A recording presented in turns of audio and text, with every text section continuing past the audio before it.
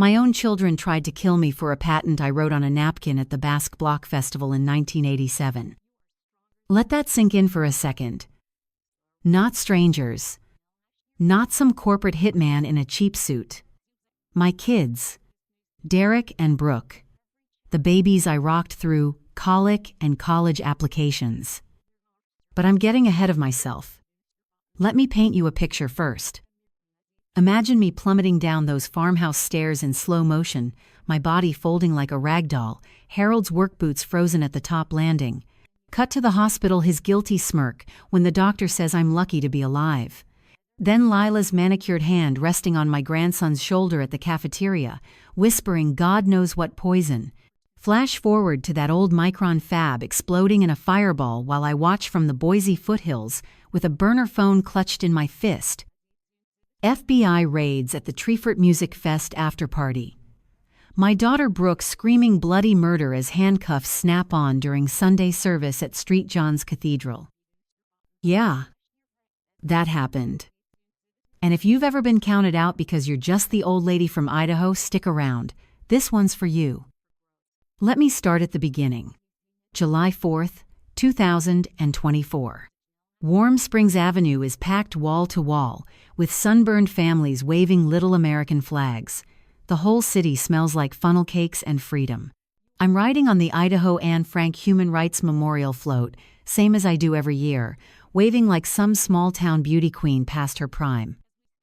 Except this time my hip is screaming, that dull, grinding ache that shoots down to my knee every time the float hits a pothole. The accident, they called it. Nobody questioned it. 63-year-old woman takes a tumble down the stairs. What's new? But I knew. Even then, somewhere deep in my gut, I knew. Harold's standing on the curb with Derek and Brooke, clapping like proud family.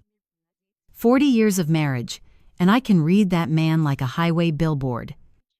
Something's off. His smile doesn't reach his eyes.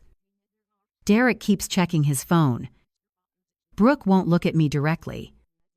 And then I see her. Lila Chen. 38 years old, standing 3 people down from my husband, wearing those designer sunglasses I could never afford on a foreman's salary.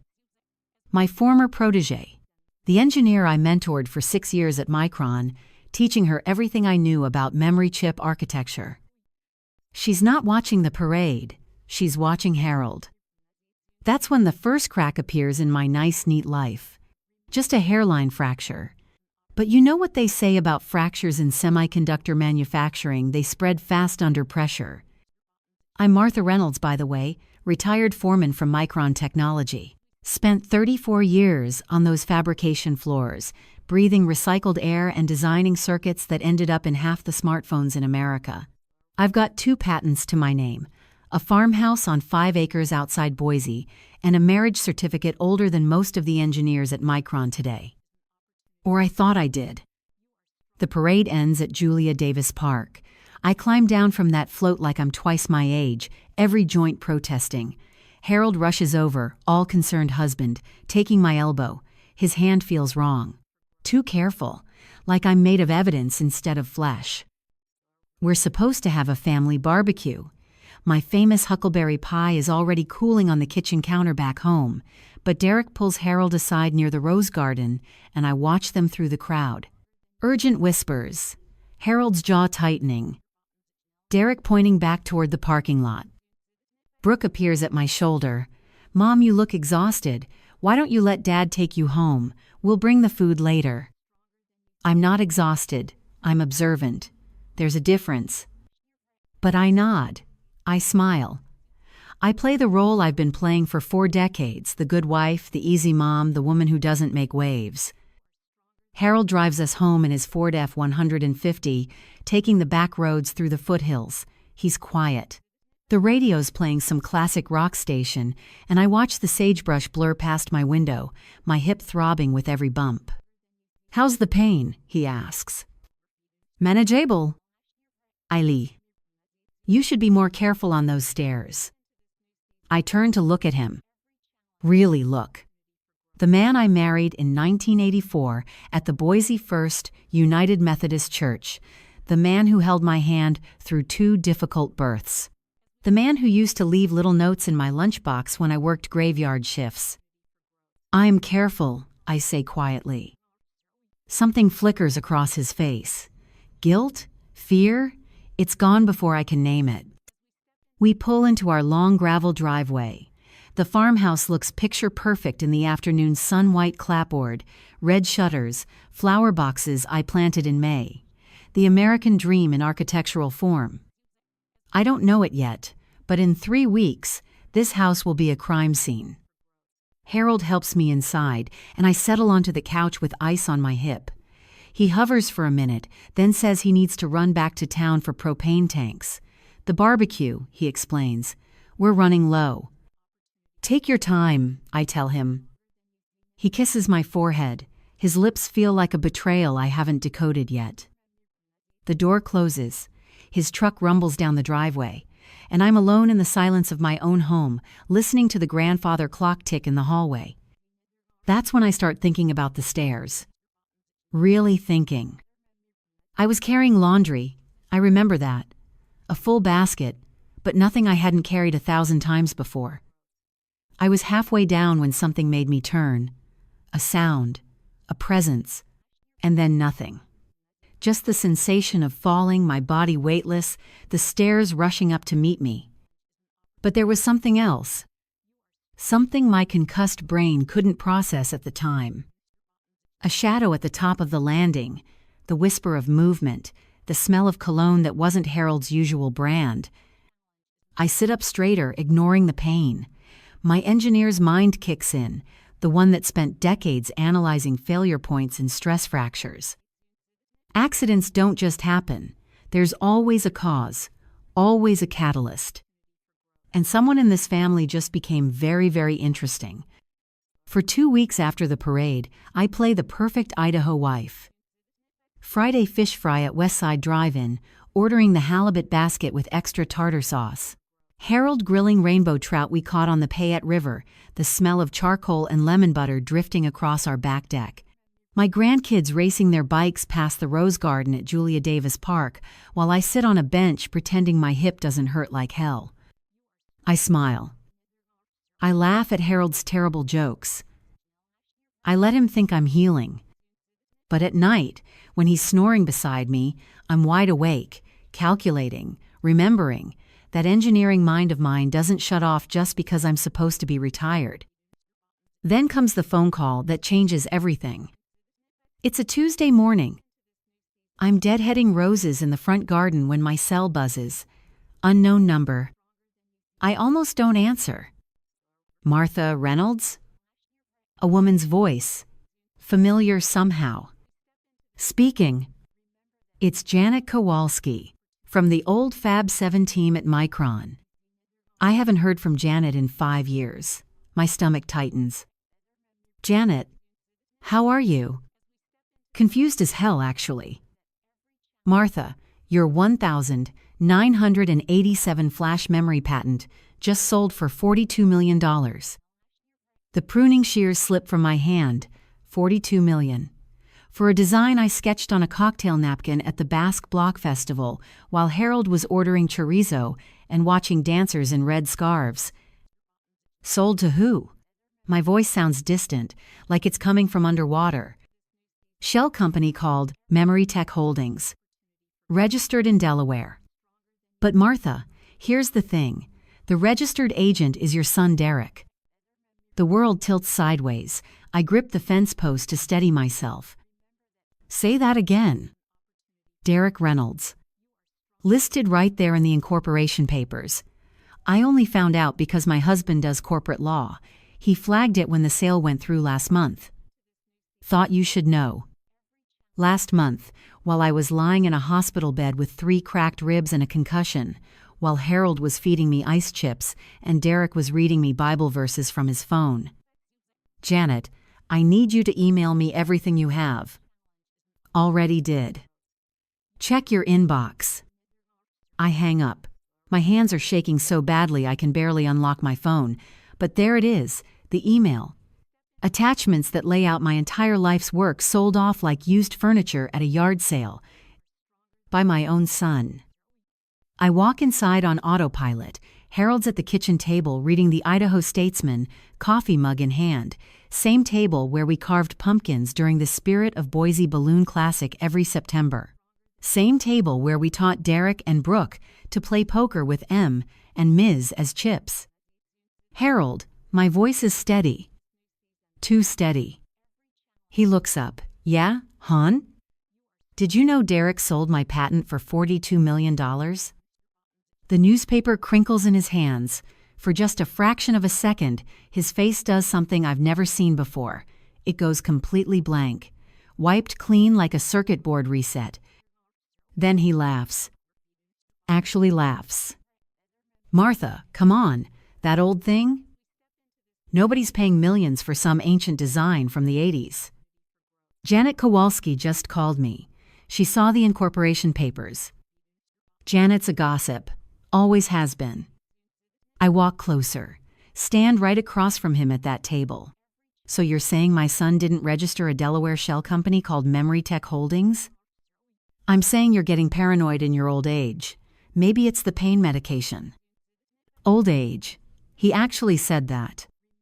I asked him if he wanted fries with that lie. His jaw tightens, the mask slips a little more. This is ridiculous. I'm going to take a shower. He stands up, and that's when I see it. The church suit hanging on the coat rack by the back door. The navy one he wears to St. John's Cathedral every Easter sunrise service. The one he wore 3 weeks ago when we watched the sun come up over the Boise front and sang Amazing Grace with 200 other believers. Something compels me to check the pockets. Maybe it's intuition. Maybe it's 34 years of quality control inspections, always looking for defects. I wait until I hear the shower running upstairs. Then I cross to that coat rack like I'm walking to my own execution. Right pocket, his wallet, some loose change. Left pocket, a receipt from Chandler's Steakhouse, dated 2 nights ago, 2 filet mignons, a bottle of Napa Cabernet, $247. I was at book club 2 nights ago. Harold said he grabbed Burger King. I reach deeper into the pocket. My fingers touch something silky. I pull them out into the morning light streaming through the kitchen window. Lots of panties. Black. Expensive. Size small. They're still perfumed, some floral scent I don't recognize, not mine. I haven't worn lace since Clinton was president. My legs give out. I sink into the kitchen chair, those panties dangling from my shaking hand. The shower's still running upstairs. Harold's humming, something by Garth Brooks. I think about Easter morning. How he held my hand during communion. How he whispered that he loved me when the organ played and light streamed through those stained glass windows. How he was wearing this exact suit. The same suit that now smells like another woman's perfume. The same suit that held another woman's underwear in a pocket 3 inches from his heart while he took Christ's body on his tongue and promised to honor and cherish.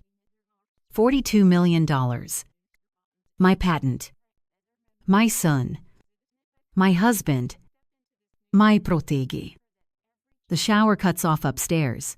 I can hear Harold moving around in the bathroom.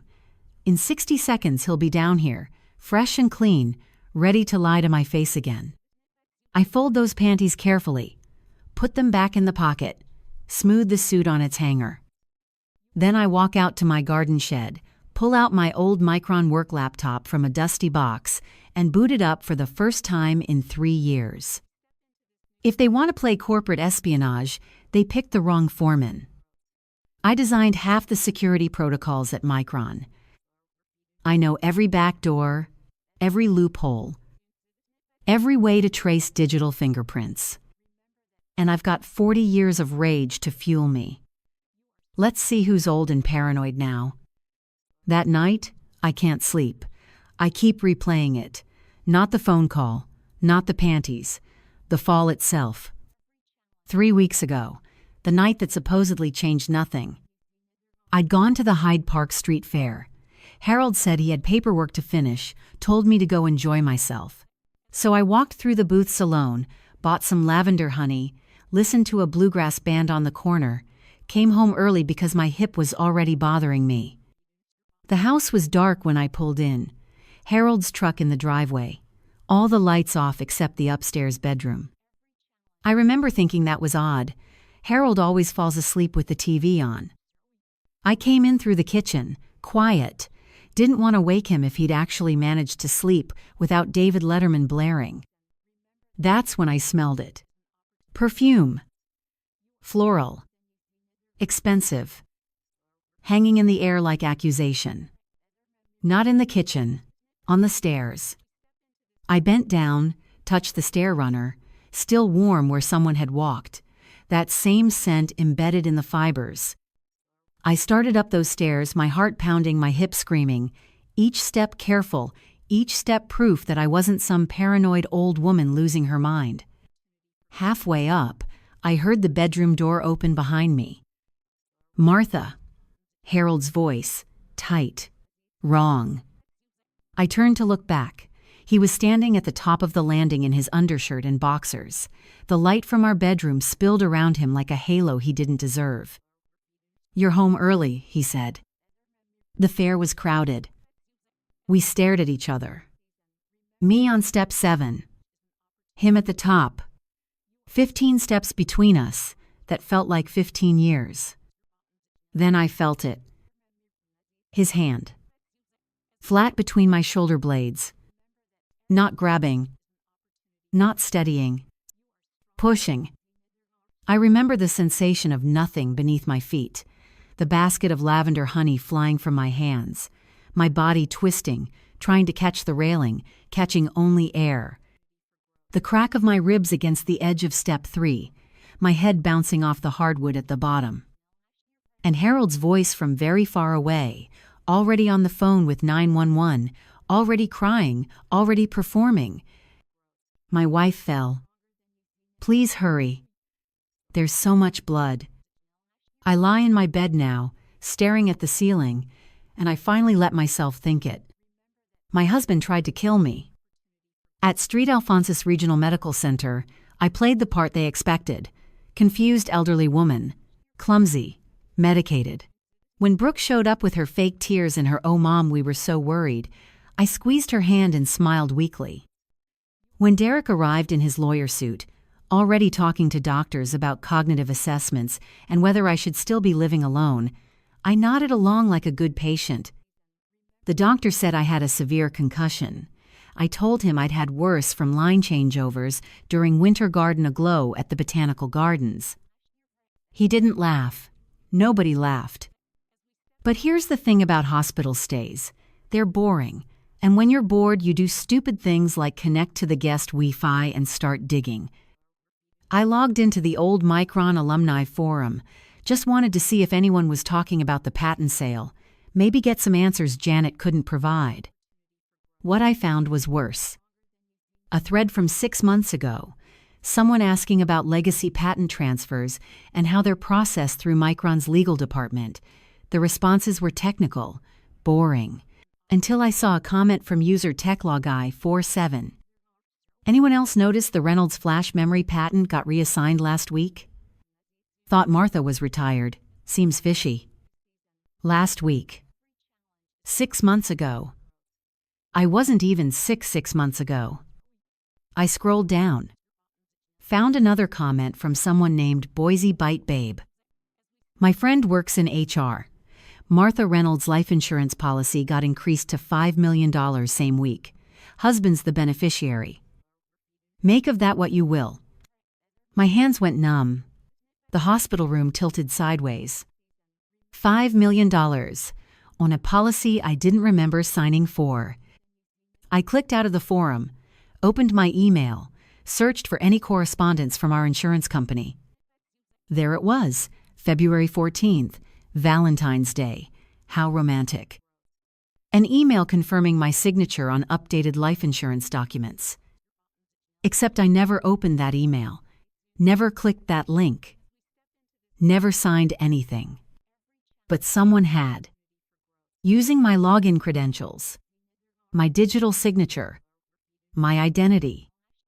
I looked up at the hospital room TV, some daytime talk show playing on mute, and there, reflected in the black screen, I saw myself, gray hair matted from 3 days without washing, hospital gown hanging off my shoulders, IV in my arm pumping pain medication I didn't actually need because I'd been spitting the pills into a tissue when the nurses weren't looking.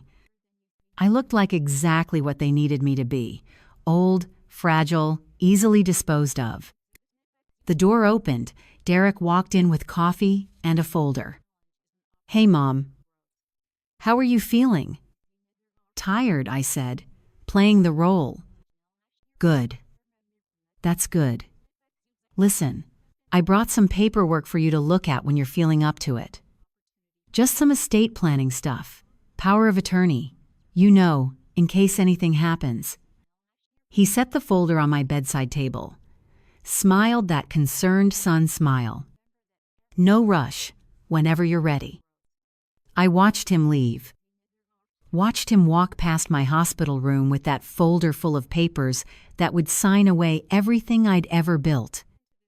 That's when I stopped being Martha Reynolds, retired foreman, faithful wife, good mother, and became something else entirely.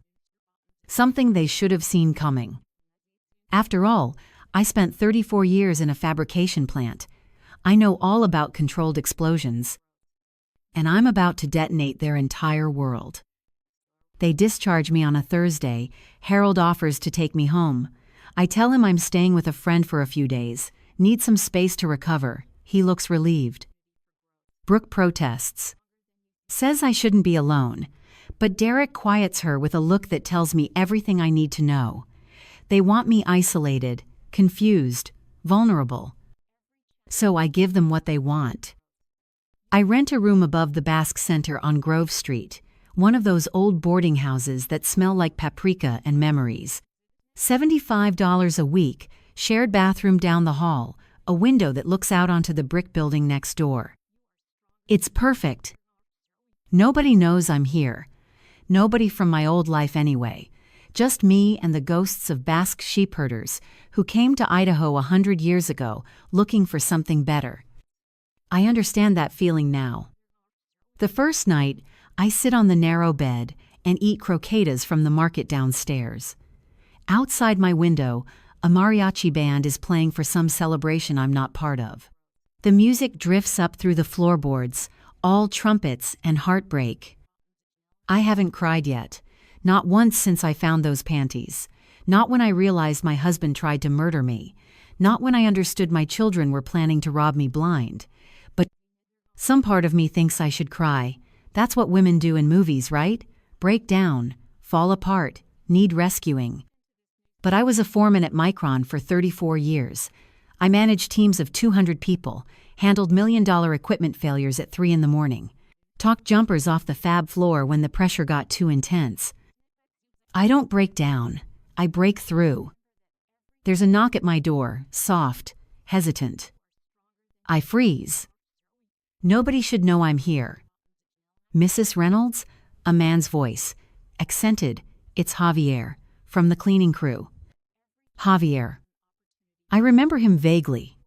Quiet guy who emptied trash cans and mopped floors at Micron for 20-some years. Must be 70 now. I haven't seen him since my retirement party. I open the door a crack. He's smaller than I remember, wearing a Boise State windbreaker and a worried expression. "Mr. Castillo, what are you doing here?" "I heard you were staying above the center. My daughter works the kitchen. I need to give you something." He glances down the hallway, then reaches into his jacket and pulls out a link of chorizo wrapped in butcher paper. "From your friend," he says. "She told me to tell you she's sorry she couldn't protect you better." My friend. My mind races through possibilities, then lands on the only person who makes sense. Rita Sandoval, my old engineering mentor at Micron, the woman who taught me everything about circuit design, who retired 5 years before me and moved to Spokane to be near her grandkids. Rita died last year, pancreatic cancer. I sent flowers to the funeral but couldn't make it because Harold said we had that thing in Sun Valley. The thing that turned out to be him playing golf while I sat alone in a lodge reading mystery novels. Rita's been gone over a year, I say quietly. I know. She gave this to me 14 months ago. Made me promise to hold it until you needed it. Said I'd know when. He presses the chorizo into my hands. She said when everything falls apart, you find the truth in the small things. The things nobody notices. He's gone before I can ask what that means. Just footsteps fading down the stairs and the mariachi music swelling to fill the silence. I close the door, lock it, unwrap the butcher paper. The chorizo is real, but inside, wrapped in plastic, there's a USB flash drive. My hands are shaking as I plug it into my old laptop. The one I'm not supposed to have anymore, because Derek said I should probably get rid of all that old tech, Mom. You know, simplify your life. The drive opens. 3 folders. The first one is labeled Lab Notes 1987. I click it, there's my handwriting. Page after page of design schematics. The flash memory architecture I developed at the Basque Block Festival. But these aren't copies. These are the originals. The ones that should have been locked in Micron's patent vault.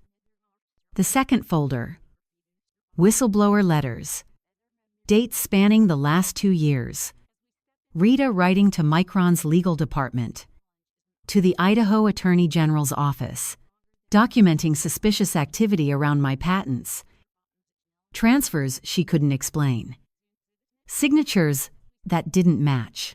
Red flags nobody investigated because I was just some old lady and who cares about ancient tech from the 80s. Except it wasn't ancient. My design is the foundation for the next generation of quantum memory chips, worth billions, not millions. The third folder is just labeled Watch This. I click it, video file, grainy. Security camera footage time stamped 6 months ago. The Idaho Shakespeare Festival parking lot. I recognize it from the lampposts shaped like quill pens. 2 men standing beside a black Mercedes. One of them is Harold, wearing that same navy church suit. The other is Derek in his lawyer clothes. They're talking to 3 people I don't recognize. Asian men in expensive casual wear. One of them hands Derek a manila envelope. Derek opens it. Even in the grainy footage, I can see his expression. Greed looks the same in any resolution. Harold and one of the men shake hands. Then Harold opens the Mercedes trunk and pulls out a briefcase. Hands it over like he's done this 1,000 times. The timestamp reads March 15th, 2 weeks before my fall down the stairs. I watch the video 3 more times. Each time, my rage crystallizes into something colder, sharper, more useful. They think they're so clever: corporate espionage, identity theft, attempted murder dressed up as an accident. But they forgot something important about Idaho women. We're raised on potato cellars and pioneer graves. Our grandmothers survived dust bowls and depression. Our great-grandmothers crossed the Oregon Trail with babies strapped to their backs and rifles in their hands. We know how to bury things deep. And we know how to dig them up when the time is right.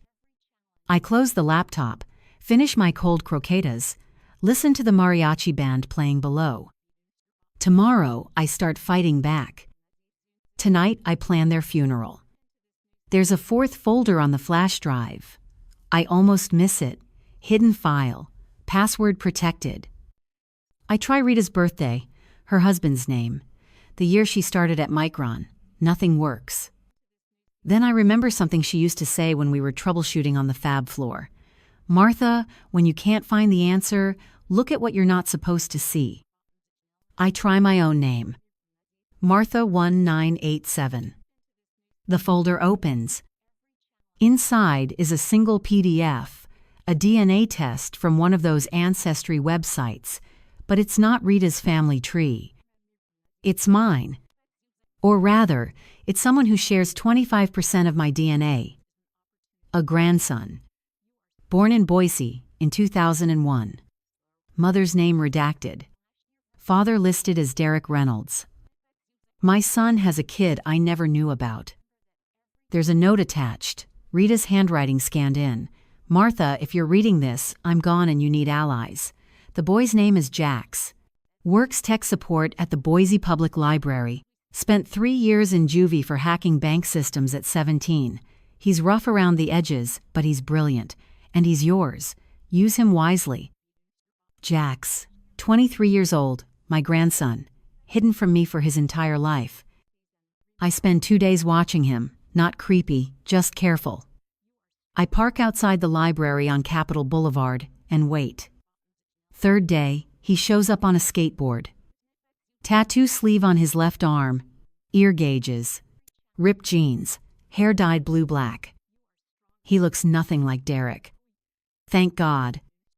He spends his lunch break on the library steps, laptop balanced on his knees, fingers flying across the keys. Every now and then he glances around, not nervous, alert. Like someone used to watching for trouble. I recognize that look. I wore it myself for 34 years on the fab floor. I wait until he's packing up, then I text the number Rita included in the file. Table Rock, Sunset, come alone or don't come at all. His head snaps up, he stares at his phone, types something, deletes it, types again. My phone buzzes. Who is this? Someone who knows what you're worth and what they owe you. He doesn't respond, but an hour later, I see him ride past on his skateboard, heading east toward the foothills. Good, he's curious. Curiosity is useful. Table Rock sits above Boise like a judgment. Big white cross, glowing against the desert sky. You can see the whole valley from up there, all the secrets spread out below like a circuit board waiting to be analyzed. I make the hike at sunset. My hip screams the whole way, but I don't care.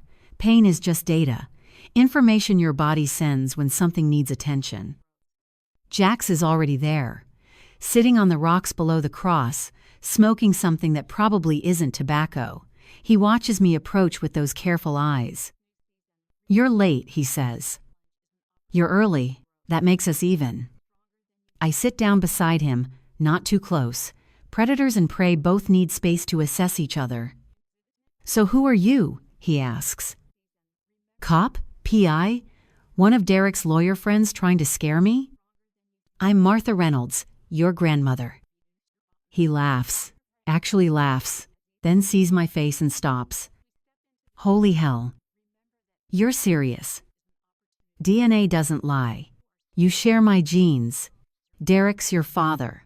And judging by the fact that nobody's ever mentioned you at a single-family dinner in 23 years, I'm guessing there's a story. He takes a long drag. Blows smoke toward the valley. Mom was a bartender at the Neurolux. Derek was slumming it during his BSU fraternity days. She got pregnant. He paid her 10 grand to disappear. She took the money, had me, OD'd when I was 6, foster care after that. Simple. Brutal. Exactly the kind of thing my son would do. I'm sorry, I say. And I mean it. Don't be. I survived. Learned some useful skills along the way. He taps his laptop. Got pretty good with computers. Little too good. Did some time for it. Rita mentioned that. Rita Sandoval? She knew? She knew a lot of things, including that I'd need someone like you when this all went down. When what went down? So I tell him. All of it. The affair. The patent theft. The attempted murder. The $42 million that should be mine sitting in some shell company with Derek's name on it. He listens without interrupting. When I finish, the sun's gone down and the cross is glowing electric white above us. So what do you want from me? He asks. I pull the soldering iron from my bag. The good one, Weller WE1010, professional grade. I hand it to him. I expected you wanted a cookie-baking grandma. Instead, I'm handing you a soldering iron. Earn your inheritance, kid. He stares at the tool. Then at me. A slow grin spreads across his face. You want me to hack Derek. I want you to dismantle him. Digitally. Financially. Completely. Can you do that? Lady, I hacked Wells Fargo when I was 17. Your son's probably using his birthday as a password. Probably. He's not as smart as he thinks he is. Jax opens his laptop, cracks his knuckles like a concert pianist. Give me 48 hours. It takes him 36. We meet back at my room above the Basque Center. He walks in carrying 3 Monster energy drinks and a thumb drive. Grandma, you're gonna want to sit down for this. He plugs in, pulls up files, and there it is. Derek's entire digital life laid bare like a dissected frog in biology class. The offshore account in the Cayman Islands. $18 million. My patent money. Minus whatever he already spent on that Tesla and the downtown condo. Email chains with Lila discussing how to handle the Martha problem, with Harold planning the increased life insurance, with Brooke coordinating the power of attorney paperwork. And the final knife, plans to sell our family ranch, 5 acres that's been Reynolds' property since 1952, selling it to a developer who wants to build luxury condos. The same developer who's lobbying to bulldoze part of Ann Morrison Park for parking. They're not just stealing from me. They're erasing everything I built. Everything I am. Jax looks at me. So what now? I smile. Not a nice smile. A foreman's smile. The one I used when equipment failed and heads needed to roll. Now, we burn it all down. Literally or figuratively? Both. But we start with something they'll never see coming. What's that? My funeral. Planning your own death is easier than you'd think, especially when you spent 3 decades working with volatile chemicals and know exactly how much hexamethyldesilazane it takes to create a convincing fireball. Jax knows a guy who knows a guy. That's how these things work. By the end of the week, we've got everything we need: accelerants, remote detonators. A mannequin from a department store closing sale dressed in my favorite Carhartt jacket.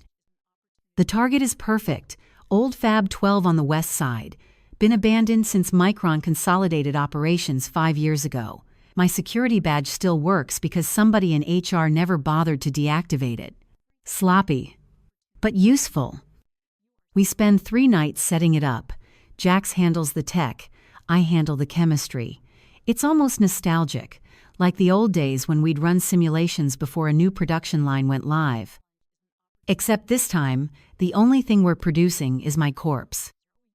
We time it for the Spirit of Boise Balloon Classic, Dawn Patrol, when 100 hot air balloons launch at sunrise and half the city is watching the sky instead of the ground. September 9th. 5:47 in the morning. I'm on Bogus Basin Road with binoculars and a burner phone. Jax is 3 miles away with the detonator. The balloons start lifting off, huge colorful globes rising into the pink sky. There's the Albertsons balloon, the Street Luke's Hospital one, a giant potato because this is Idaho, and we commit to the bit. My phone buzzes. Jax, ready when you are. I watch the sun break over the Boise front. Think about the woman I was yesterday. Martha Reynolds. Wife. Mother. Grandmother. They never acknowledged. Foreman. Patent holder. Attempted murder victim. That woman is about to die. Light it up, I text back. 3 seconds later, Fab 12 explodes. The fireball climbs 200 feet. Black smoke mushrooms into that perfect sunrise sky. Car alarms start screaming across the valley. The balloon pilots abort their launches. Someone's probably already calling 911. I watch my old workplace burn. Watch 40 years of loyalty and sacrifice turn to ash and rubble. The wind whips my hair around my face. Gray hair I stopped dyeing because Harold said he liked it natural. Harold, who's probably in bed right now with Lila, neither of them knowing their meal ticket just went up in flames. Literally. I feel reborn. The investigation takes 3 days. They find the mannequin's remains. Find my security badge melted to what's left of the jacket. Find my car parked in the lot, with my purse locked inside. Wallet. Phone. Wedding ring I took off and left on the dashboard like a suicide note written in gold. The coroner rules it accidental. Elderly woman, possibly confused, wandered into an abandoned building. Tragic. Preventable if someone had better secured the facility. Micron releases a statement. Harold cries on the local news. Derek gives interviews about workplace safety. Brooke posts a black square on Instagram with a broken heart emoji. They schedule the funeral for Saturday. St. John's Cathedral, the same place we got married in 1984, the same place Harold took communion with another woman's underwear in his pocket. Jax sets up his equipment the night before. Micro drone with a projector. Top of the line. Military grade. He hacks the cathedral's sound system while we're at it. Says if we're doing this, we're doing it right. Saturday morning. 11 o'clock. The cathedral is packed. I'm watching the live stream from a coffee shop 2 blocks away. Baseball cap pulled low. Sunglasses. Nobody looks twice at an old woman drinking decaf and scrolling her phone. The pews are full of liars and thieves. Harold in the front row, head bowed. Lila sitting 3 rows back wearing black lace like she's going clubbing after. Derek and Brooke, flanking their father like bodyguards protecting an asset. My former coworkers fill the middle section. Good people who actually cared. Janet Kowalski dabbing her eyes with a tissue. Old Javier from the cleaning crew, shoulders shaking. I feel bad about them. But collateral damage is unavoidable in a controlled detonation. The priest starts the eulogy, talks about Martha Reynolds like he knew me. He didn't. He's reading from notes Derek probably wrote. Devoted wife, loving mother, dedicated employee, tragic accident. Every word is a lie wrapped in stained glass and incense. Halfway through, Harold stands up to speak. His voice cracks as he approaches the pulpit. Oscar-worthy performance. Martha was my everything, he says into the microphone. 40 years of marriage, 40 years of love. That's when Jax triggers the drone. It rises from behind the altar like a technological ghost. The projector kicks on, and suddenly my face is beaming across the cathedral wall, 20 feet high, crystal clear, very much alive. The gasps echo off the vaulted ceiling. Surprise, assholes! My recorded voice booms through the hacked sound system. Death becomes me. Harold stumbles backward. Lila actually screams. Derek's face goes white as the communion wafers. Did you really think I'd go quietly? My giant face grins down at them. That I'd just disappear and let you steal everything I built? I'm a foreman from Micron, not some disposable old lady you can push down the stairs and forget. Someone tries to shut off the sound system. Jax has it locked down tight. Harold, honey, how's Lila working out for you? Does she know you're broke? That the life insurance won't pay out because fraud investigators are very thorough? People are pulling out phones now. Recording. This is going viral before my pre-recorded message even finishes. Derek, that offshore account? Frozen as of yesterday morning. The FBI gets cranky about corporate espionage. Funny how that works. My son looks like he might vomit. And Brooke, sweetie, how's it feel knowing your mother outsmarted all of you from beyond the grave? Except I'm not dead, I'm just done being yours. The drone projects one final image. The video from the Shakespeare Festival parking lot. Harold and Derek shaking hands with foreign buyers. Clear as day. Undeniable. See you in court, my voice echoes. And yes, I'll be there in person. Save me a seat. The projection cuts out. The drone disappears through a side window Jax left open. And St. John's Cathedral erupts into beautiful, terrible chaos. I finish my coffee, leave a generous tip, walk out into the sunshine of my second life. Behind me, sirens start wailing. The funeral stunt goes viral in 47 minutes. #Resurrection Revenge trends nationally by dinner time. TMZ picks it up. Local news can't stop replaying the cathedral footage. Harold, Derek, and Brooke lawyer up immediately, issue statements through their attorneys, claim I'm mentally unstable, suffering from the head trauma, making wild accusations. The problem with that defense? Evidence doesn't care about your spin. Jax and I spend the next 2 weeks feeding information to the FBI, the Idaho Attorney General, and every journalist who'll listen, bank records, email chains.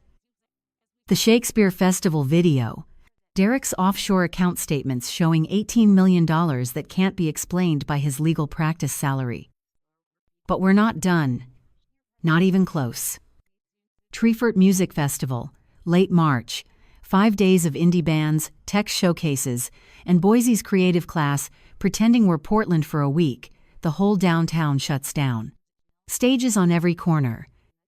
VIP tents for people who need to feel important while drinking overpriced craft beer. Derek bought VIP passes months ago, posted about it on social media. He'll be there Friday night for the main stage headliner, Brooke too.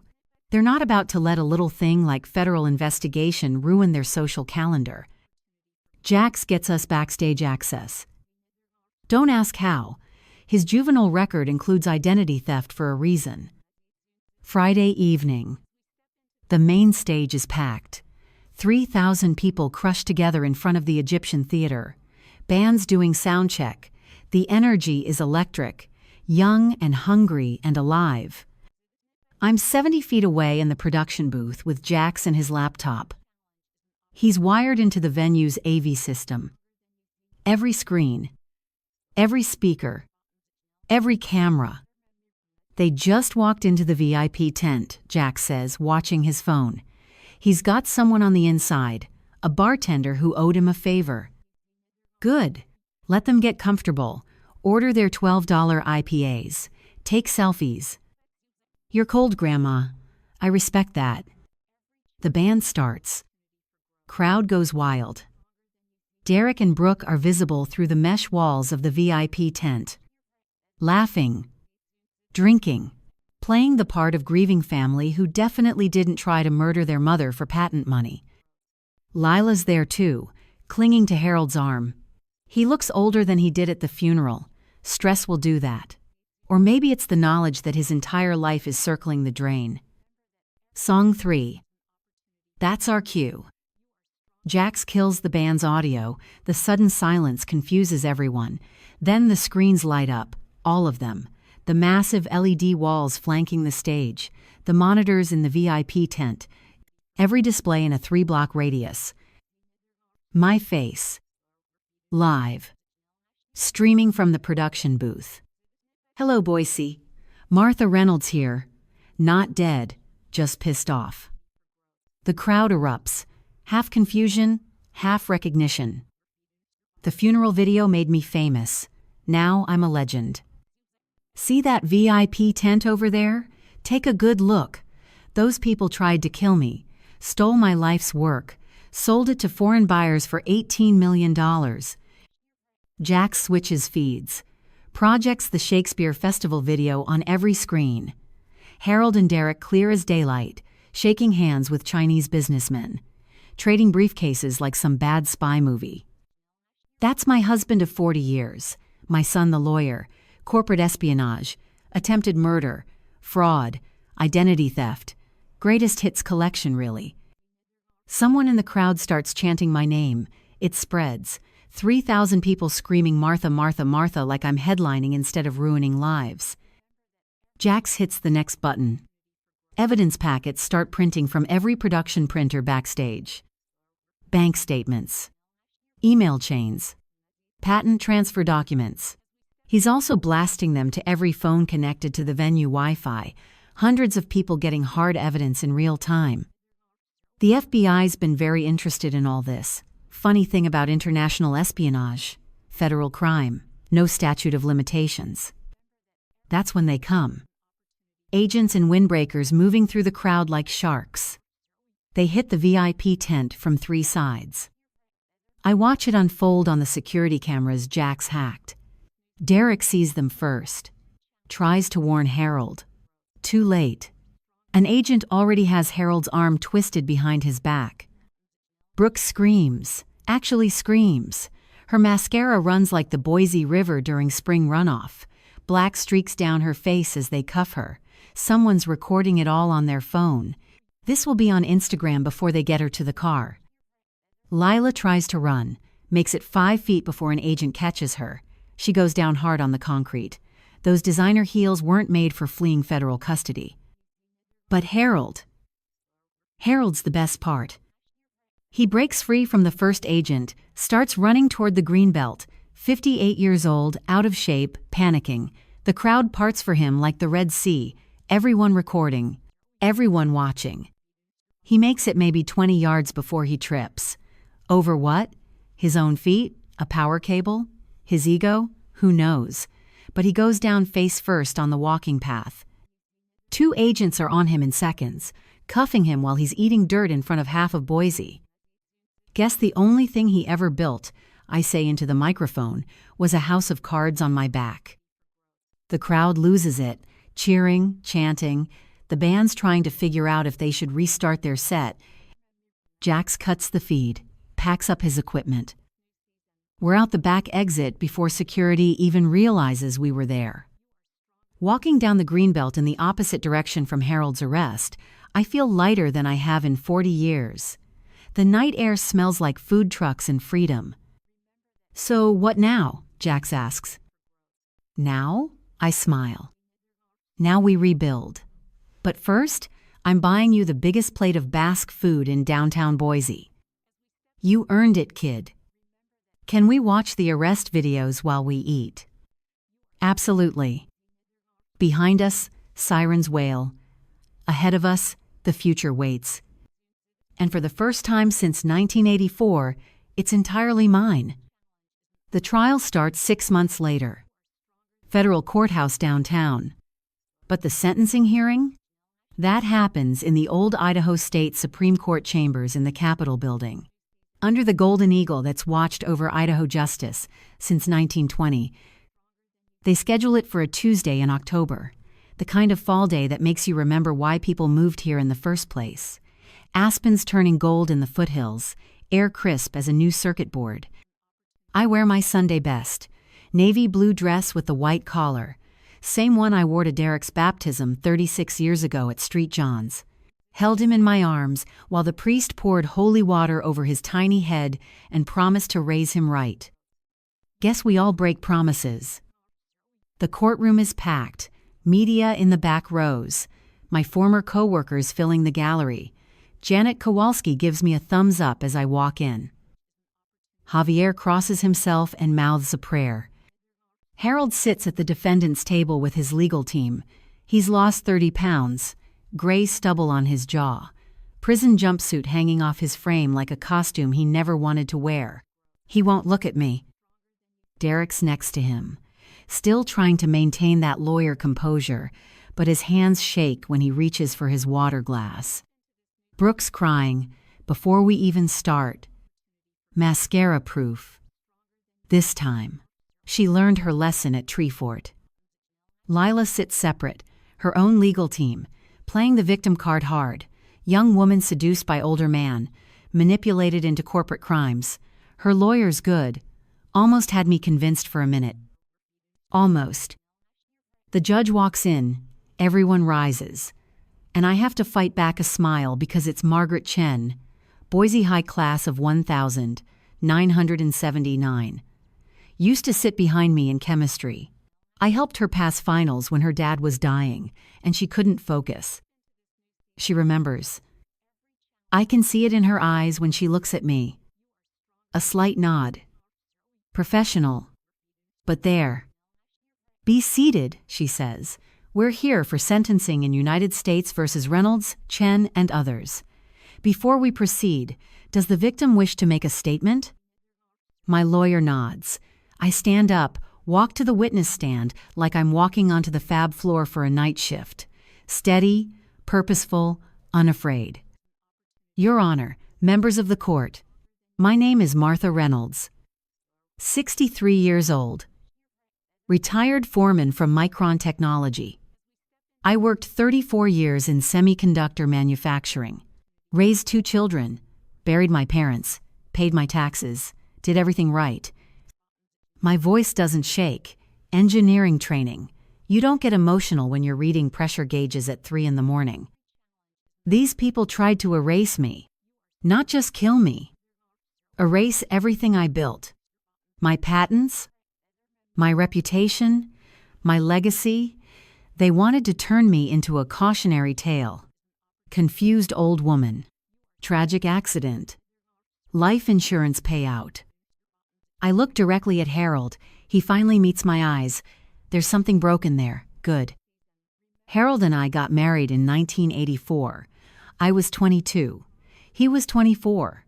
We said vows under those same stained glass windows where he later tried to eulogize me. 40 years of my life, invested in a man who pushed me down the stairs when I became inconvenient. Brooke sobs louder. The judge shoots her a warning look.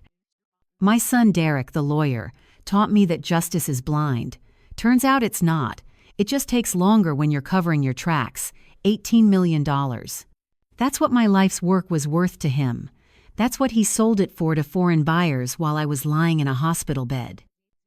I turn to the gallery. Find Jack sitting in the 3rd row. Blue hair freshly dyed. Tattoo sleeve, visible under his button-down shirt. He's wearing a tie. First time I've ever seen him in one. But here's what they didn't count on. I had family they didn't know about. A grandson they threw away like trash 23 years ago. And that young man saved my life. Gave me the tools to fight back.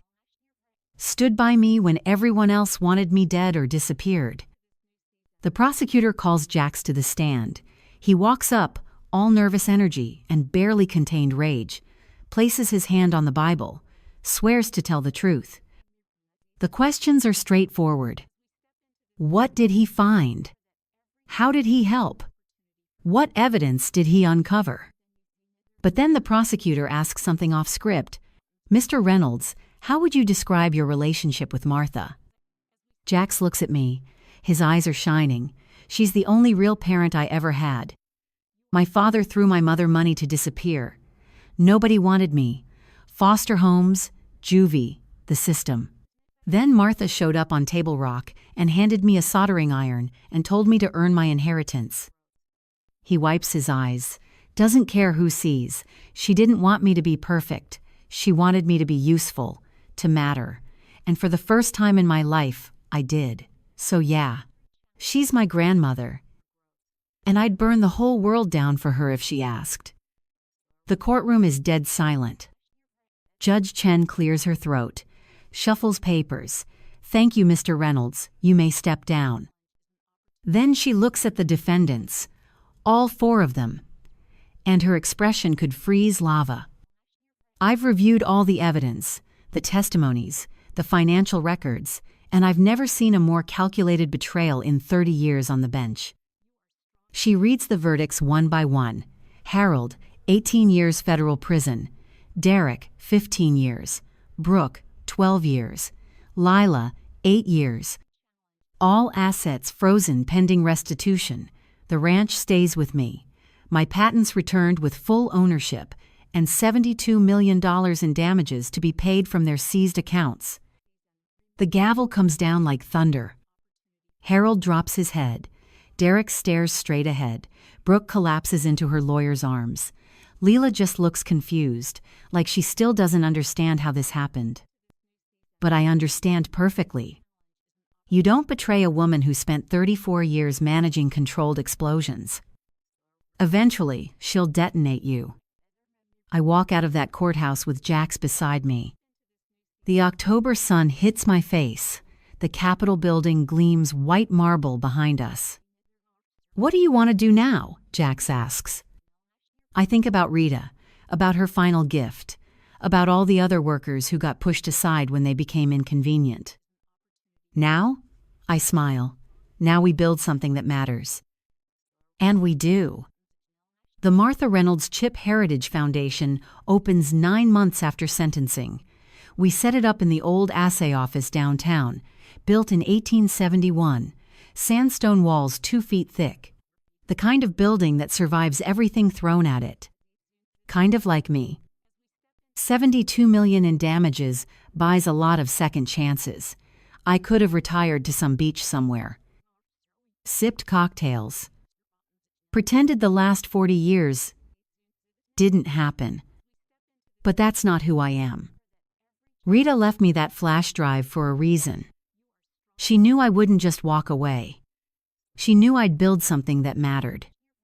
Something that protected people like us. The workers who gave everything to companies that forgot them the second they became inconvenient. Our mission is simple. We fund STEM scholarships for girls at Bora High, Capitol, and Timberline. Full rides, books, housing, everything. Because I remember being a 20-year-old woman walking into Micron and having men twice my age tell me I should be a secretary instead of an engineer. We buy back family farms from developers. Small ranches getting swallowed by suburban sprawl. 5 acres here, 10 acres there. Keep them working, keep them Idaho. And we expose corporate theft, patent fraud, wage suppression, all the quiet ways companies steal from workers who built their empires. We've got lawyers now. Good ones. The kind Derek used to be before he decided stealing from his mother was a viable career path. Jax runs our tech division. Turns out a hacker with a heart is more dangerous than 100 lawyers with none. He's trained up a whole team. Kids from juvie, kids the system gave up on. Now they're tracking down digital fingerprints and following money trails that lead straight to boardrooms. It's beautiful, really, using the same skills that got them arrested to deliver justice nobody else will. We're in year 2 now. The foundation's funded 87 scholarships, saved 23 family farms, recovered $14 million in stolen wages and patents for workers across Idaho. The press calls me a vigilante, a folk hero, Idaho's avenging grandmother. I call myself tired but satisfied. It's a Tuesday evening in late September, 2 years almost to the day since I plummeted down those stairs. I'm standing on the new balcony we added to the farmhouse. The one that looks out over the Boise foothills. Aspen's turning gold again. Same view I've had for 40 years, but it means something different now. Jax is beside me. He lives in the guest house now, runs the foundation's operations from what used to be Harold's workshop. We turned it into a high-tech command center. Banks of computers where Harold used to store fishing gear and lies. Package came for you, Jax says. Hands me a manila envelope, no return address. I open it. Inside is a card. Prison stationery. Harold's handwriting. Still terrible after all these years. It just says, I'm sorry. 2 words. 40 years too late. I walk to the railing. Hold that card over the edge. Let the wind take it. Watch it tumble down toward the sagebrush, and the memories I'm finally letting go. You good? Jax asks. Yeah, I'm good. Car doors slam in the driveway. I look down and see them. My actual family. Not the one genetics gave me, but the one loyalty built. Janet Kowalski with her husband, bringing dinner like they do every Tuesday. Old Javier with his daughter and grandkids. They helped paint the foundation's office last month. And there, getting out of a beat-up Honda. 2 teenagers I don't recognize at first. Then I do. Brooke's kids. The grandchildren who stayed loyal, who testified at the trial that their mother lied to them about everything, who chose truth over inheritance. They wave up at me, nervous, unsure if they're still welcome. I wave back. Gesture for them to come up. Because sins of the parents don't transfer. That's not how this works. That's not how I work. The sun's dropping behind the foothills, painting everything gold and amber, same sunset I've watched for decades. But tonight it feels like a beginning instead of an ending. Jax mixes drinks in the kitchen. Huckleberry lemonade. My recipe. The one I used to make for 4th of July barbecues back when I thought family meant blood and vows were sacred. Everyone gathers on the deck, 20 people, none of them related by birth except Jax and the 2 teenagers, but all of them bound by something stronger: choice, loyalty, shared survival. I raise my glass. They raise theirs. To Rita Sandoval, I say, who saw this coming before I did, who left breadcrumbs for a woman too stubborn to stay dead. To Rita, they echo. And to everyone here. My real family. The one I chose. The one that chose me back. Jax puts his arm around my shoulders. Speech, Grandma. Give us the good stuff. I look at their faces. Every one of them a survivor. Every one of them choosing to build instead of burn. I didn't die, I say. I just stopped living for people who never lived for me. Stopped making myself small so others could feel big. Stopped apologizing for taking up space I earned. The teenagers are recording on their phones. This'll probably end up on TikTok. I don't care. Let it. Let every woman who's been pushed aside see what happens when you push back. Harold's in prison, Derek's in prison, Brooke's in prison, Lila's in prison, and I'm here, on my land, in my house, with my people. Drinking lemonade made from huckleberries I picked myself in the mountains I'm not done climbing. Someone starts clapping. Then everyone. It echoes across the deck and down into the valley, where Boise's lights are starting to flicker on. Behind us, the Idaho state flag snaps in the evening breeze, that woman with her shield and her spear. Esto perpetua. Let it be perpetual. Yeah. I think it will be. I finish my lemonade. Set the glass down. Look out at those foothills one more time. 65 years old. Alive. Awake. Ungovernable. And just getting started. If you've ever been counted out, pushed aside, told you're too old or too tired or too broken to matter, let me tell you something. They're wrong. You're a circuit, and circuits don't die. They just find new pathways. Now go build your empire. I'll be here, showing you how it's done.